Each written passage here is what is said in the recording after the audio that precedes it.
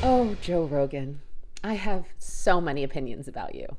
Let's start with the fact that I was pretty late to the Joe Rogan game. He existed in my mind as sort of this ultra broy meathead character who spouted pretty gross things about, like, women's bodies, which he is.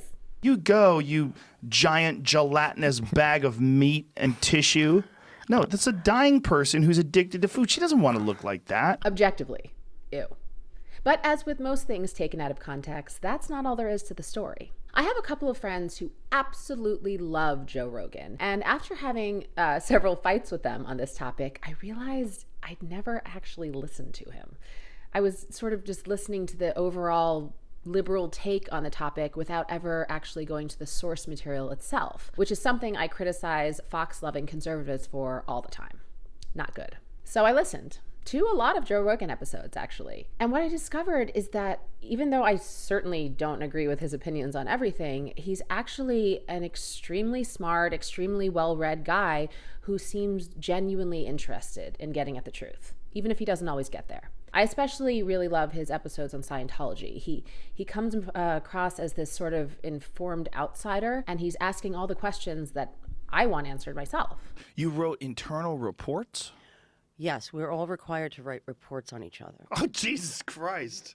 It's important to say again that Rogan doesn't always know the truth or speak the truth on his platform, which is a problem for sure. Surely by now you've heard about musician Neil Young's decision to remove his music from Spotify, which pays Rogan and is the primary distributor of his podcast, over Rogan's kind of constant dissemination of vaccine misinformation, including voicing support for ivermectin and welcoming onto his show a roster of guests saying things like medical experts are hypnotizing people into believing them, natural immunity is permanent, and my personal favorite, a vaccine trial in Australia was turning people HIV positive. Yikes. Rogan also neglected to push back against guest Jordan Peterson's misinformation about everything from gender and climate change to race. Oh my goodness, what he said about race. Black and white thing is so strange because the shades are so... Tan and brown. There's such a spectrum of shades of people. Unless you're talking to someone who is like 100% African from the darkest place where they're not wearing any clothes all day. I don't like the fact that Rogan distributed misinformation or failed to challenge it. I don't like the effects that such misinformation could have on very real people's lives. Of course I don't. But do I think that Rogan should be canceled? No. First of all, because even if he does leave Spotify or get kicked off of Spotify, he's going to pop up somewhere else with pretty much the same audience he already has. His fans are very much with him wherever he goes. And second, while Rogan doesn't always say things that are accurate, he does get at a lot of interesting truths on his episodes. But third, and most importantly, is this. Rogan himself said that he understands the issues at stake and that he will do better. My pledge to you is that I will do my best to try to balance out these more controversial viewpoints with other people's perspectives so we can maybe find a better point of view. I don't want to just show the contrary opinion to what the narrative is. I want to show all kinds of opinions so that we can all figure out what's going on, and not just about COVID, about everything, about health, about fitness, wellness, the state of the world itself. Great.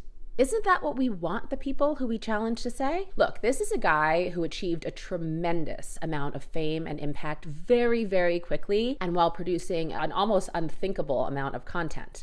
I've done maybe 30 podcast episodes over the course of my career, and let me tell you, if I had millions of people holding me to account for everything I said on every one of them, I have a feeling I would be in trouble. Maybe not vaccine misinformation level trouble, but trouble. Rogan definitely presents himself as a truth teller, and many, if not most of his fans subscribe to the idea that he just cuts through all the BS and gets to the facts. But Rogan is not a journalist, not really. He's definitely not a scientist. He's an entertainer who brings on people with various perspectives, and then he offers his opinion for what it's worth. And at some level, and this is going to be an unpopular opinion amongst my fellow liberals, Americans have to put on their big kid pants and decide what information they consume and what they do with it. I also believe that when it comes to poorly thought out or even potentially dangerous statements, intent matters. And I do not think there was ill intent in this case. I do think there was an element of stirring the pot for viewers. I do think there was a serious element of irresponsibility. But the answer to Rogan's missteps is not booting him from Spotify. All that'll do is have him pop up elsewhere, and also it'll activate his base to distrust the mainstream media even more than they perhaps already do. Should Spotify add a disclaimer to statements like those that Rogan made? Sure.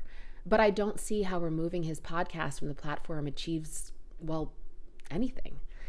I'm not in favor of canceling. I'm in favor of educating.